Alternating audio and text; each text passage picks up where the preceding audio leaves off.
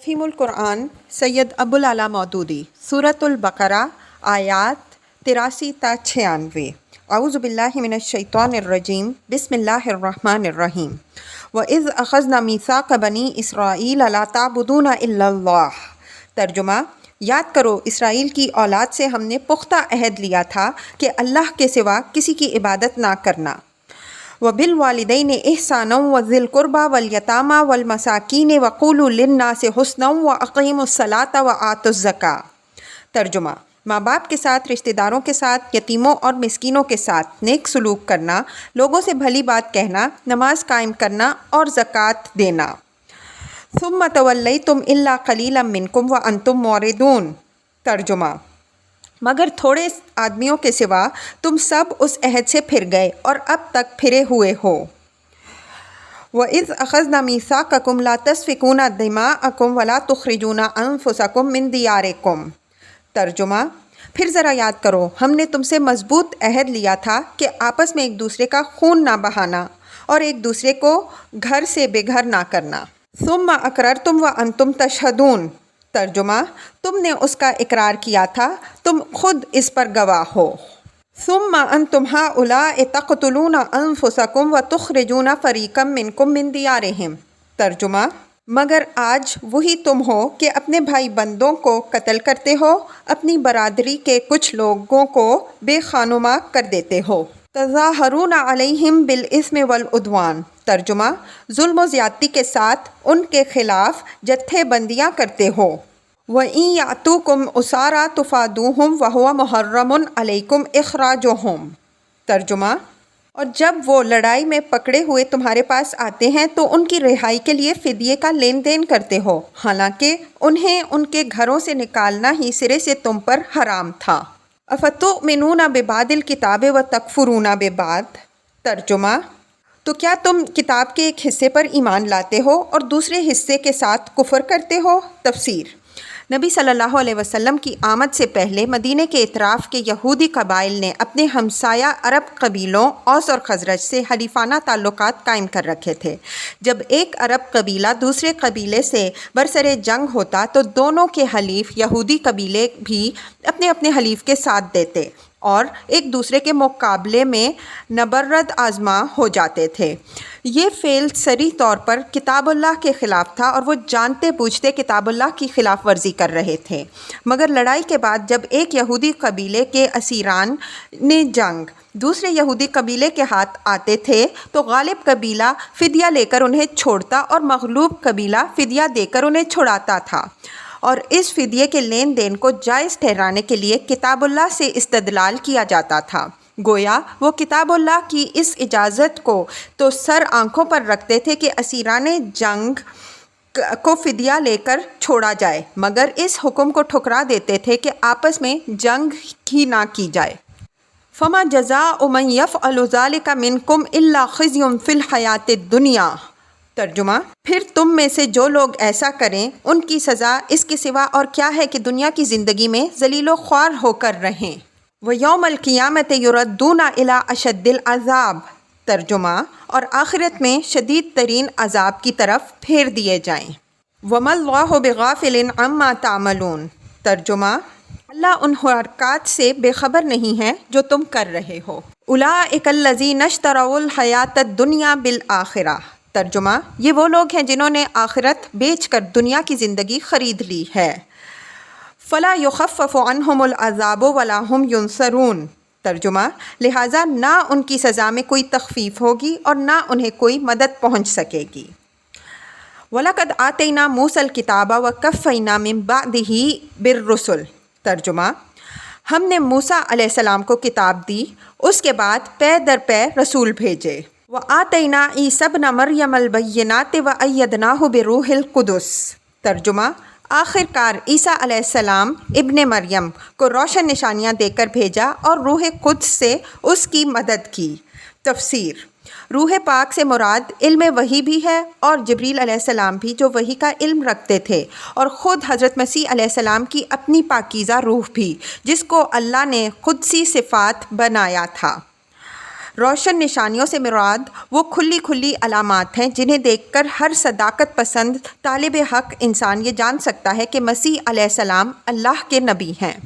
افکلما جاءکم رسول بما لا تہوی انفسکم استکبرتم ففریقا کذبتم وفریقا تقتلون۔ ترجمہ: پھر یہ تمہارا کیا ڈھنگ ہے کہ جب بھی کوئی رسول تمہاری خواہشات نفس کے خلاف کوئی چیز لے کر تمہارے پاس آیا تو تم نے اس کے مقابلے میں سرکشی ہی کی، کسی کو جھٹلایا اور کسی کو قتل کر ڈالا۔ وقالوا قلوبنا غلف۔ ترجمہ: وہ کہتے ہیں ہمارے دل محفوظ ہیں۔ تفسیر: یعنی ہم اپنے عقیدہ و خیال میں اتنا پختہ ہیں کہ تم خواہ کچھ کہو ہمارے دلوں پر تمہاری بات کا اثر نہ ہوگا۔ یہ وہی بات ہے جو تمام ایسے ہٹ دھرم لوگ کہا کرتے ہیں جن کے دل و دماغ پر جاہلانہ تعصب کا تسلط ہوتا ہے۔ وہ اسے عقیدے کی مضبوطی کا نام دے کر ایک خوبی شمار کرتے ہیں، حالانکہ اس سے بڑھ کر آدمی کے لیے کوئی عیب نہیں ہے کہ وہ اپنے موروثی عقائد و افکار پر جم جانے کا فیصلہ کر لے، خواہ ان کا غلط ہونا کیسے ہی قوی دلائل سے ثابت کر دیا جائے۔ بل لعنہم اللہ بکفرہم فقلیلا ما یؤمنون۔ ترجمہ: نہیں، اصل بات یہ ہے کہ ان کے کفر کی وجہ سے ان پر اللہ کی پھٹکار پڑی ہے، اس لیے وہ کم ہی ایمان لاتے ہیں۔ وَلَمَّا جَاءَهُمْ كِتَابٌ مِّنْ عِندِ اللَّهِ مُصَدِّقٌ لِّمَا مَعَهُمْ وَكَانُوا مِن قَبْلُ يَسْتَفْتِحُونَ عَلَى الَّذِينَ كَفَرُوا۔ ترجمہ: اور اب جو ایک کتاب اللہ کی طرف سے ان کے پاس آئی ہے، اس کے ساتھ ان کا کیا برتاؤ ہے، باوجود یہ کہ وہ کتاب کی تصدیق کرتی ہے جو ان کے پاس پہلے سے موجود تھی، باوجود اس کی آمد سے پہلے وہ خود کفار کے مقابلے میں فتح و نصرت کی دعائیں مانگا کرتے تھے۔ فَلَمَّا جَاءَهُم مَّا عَرَفُوا كَفَرُوا بِهِ۔ ترجمہ: مگر جب وہ چیز آ گئی جسے وہ پہچان بھی گئے تو انہوں نے اسے ماننے سے انکار کیا۔ تفسیر: نبی صلی اللہ علیہ وسلم کی آمد سے پہلے یہودی بے چینی کے ساتھ اس نبی کے منتظر تھے جس کی بعثت کی پیشن گوئیاں ان کے انبیاء علیہم السلام کی تھیں۔ دعائیں مانگا کرتے تھے کہ جلدی سے وہ آئے تو کفار کا غلبہ مٹے اور پھر ہمارے عروج کا دور شروع ہو۔ خود اہل مدینہ اس بات کے شاہد تھے کہ بعثت محمدی صلی اللہ علیہ وسلم سے پہلے یہی ان کے ہمسایہ یہودی آنے والے نبی کی امید پر جیا کرتے تھے، اور ان کا آئے دن کا تکیہ کلام یہی تھا کہ اچھا اب تو جس کا جی چاہے ہم پر ظلم کر لے، جب وہ نبی آئے گا تو ہم ان سب ظالموں کو دیکھ لیں گے۔ اہل مدینہ یہ باتیں سنے ہوئے تھے، اسی لیے جب انہیں نبی صلی اللہ علیہ وسلم کے حالات معلوم ہوئے تو انہوں نے آپس میں کہا کہ دیکھنا کہیں یہ یہودی تم سے بازی نہ لے جائیں، چلو پہلے ہم ہی اس نبی پر ایمان لے آئیں۔ مگر ان کے لیے یہ عجیب ماجرا تھا کہ وہی یہودی جو آنے والے نبی کے انتظار میں گھڑیاں گن رہے تھے، اس کے آنے پر سب سے بڑھ کر اس کے مخالف بن گئے، اور یہ جو فرمایا کہ اس کو پہچان بھی گئے، تو اس کے متعدد ثبوت اسی زمانے میں مل گئے تھے۔ سب سے زیادہ معتبر شہادت ام المومنین حضرت صفیہ رضی اللہ عنہا کی ہے، جو خود ایک بڑے یہودی عالم کی بیٹی اور ایک دوسرے عالم کی بھتیجی تھیں۔ وہ فرماتی ہے کہ جب نبی صلی اللہ علیہ وسلم مدینہ تشریف لائے تو میرے باپ اور میرے چچا دونوں آپ صلی اللہ علیہ وسلم سے ملنے گئے۔ بڑی دیر تک آپ صلی اللہ علیہ وسلم سے گفتگو کی، پھر جب وہ گھر واپس آئے تو میں اپنے کانوں سے ان دونوں کی یہ گفتگو کرتے سنا۔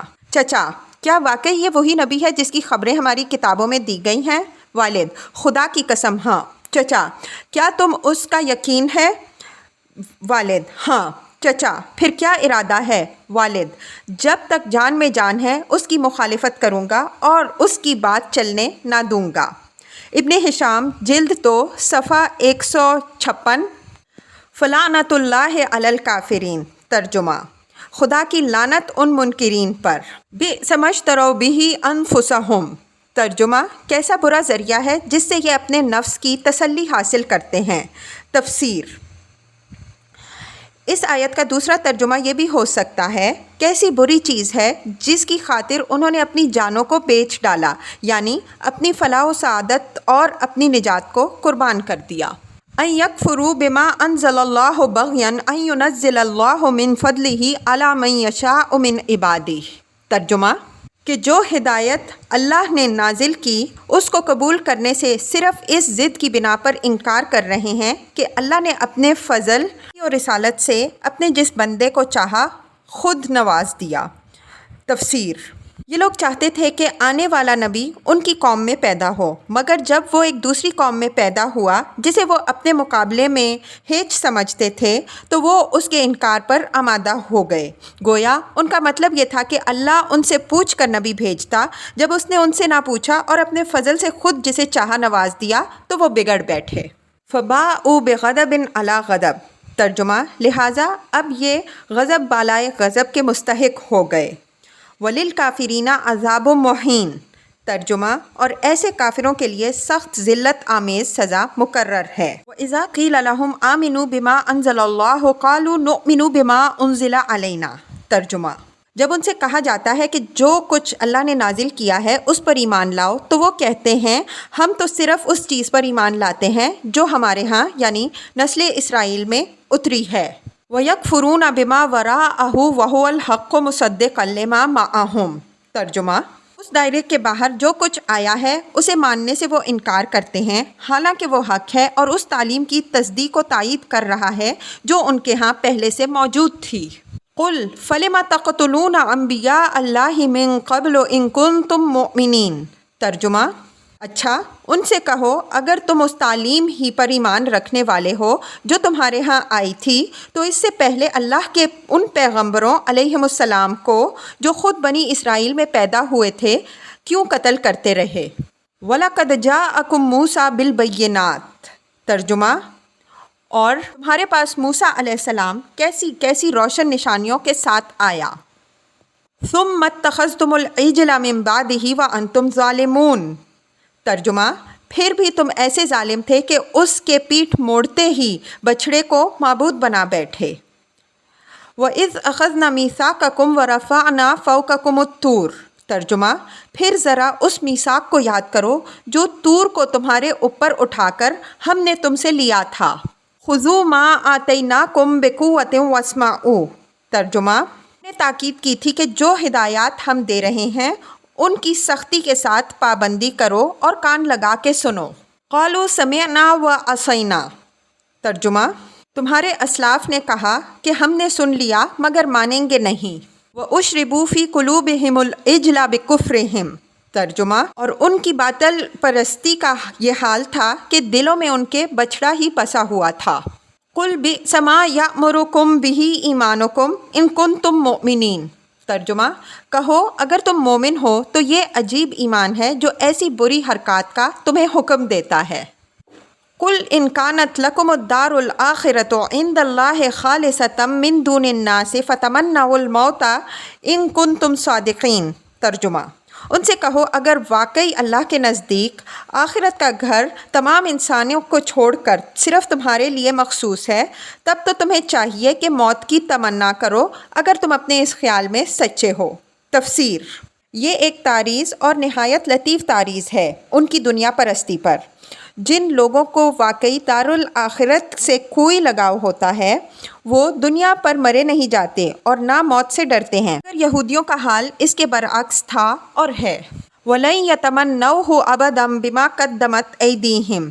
ترجمہ: یقین جانو کہ یہ کبھی اس کی تمنا نہ کریں گے اس لیے کہ اپنے ہاتھوں سے جو کچھ کما کر انہوں نے وہاں بھیجا ہے اس کا اقتضا یہی ہے کہ یہ وہاں جانے کی تمنا نہ کریں۔ وَاللَّهُ عَلِيمٌ بِالظَّالِمِينَ۔ ترجمہ: اللہ ان ظالموں کے حال سے خوب واقف ہے۔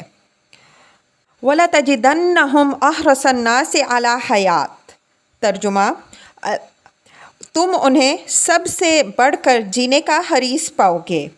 تفسیر: اصل میں علی حیاتن کا لفظ ارشاد ہوا ہے جس کے معنی ہیں کسی نہ کسی طرح کی زندگی، یعنی انہیں محض زندگی کی حرص ہے، خواہ وہ کسی طرح کی زندگی ہو، عزت اور شرافت کی ہو یا ذلت اور کمینہ پن کی۔ وَمِنَ الَّذِينَ أَشْرَكُوا۔ ترجمہ: حتیٰ کہ یہ اس معاملے میں مشرکوں سے بھی بڑے ہوئے ہیں۔ يَوَدُّ أَحَدُهُمْ لَوْ يُعَمَّرُ أَلْفَ سَنَةٍ۔ ترجمہ: ان میں سے ایک ایک شخص یہ چاہتا ہے کہ کسی طرح 1000 برس جیے۔ وَمَا هُوَ بِمُزَحْزِحِهِ مِنَ الْعَذَابِ أَن يُعَمَّرَ۔ ترجمہ: حالانکہ لمبی عمر بہرحال اسے عذاب سے تو دور نہیں پھینک سکتی۔ اللہ بصیر بما یعملون۔ ترجمہ: جیسے کچھ اعمال یہ کر رہے ہیں، اللہ تو انہیں دیکھ ہی رہا ہے۔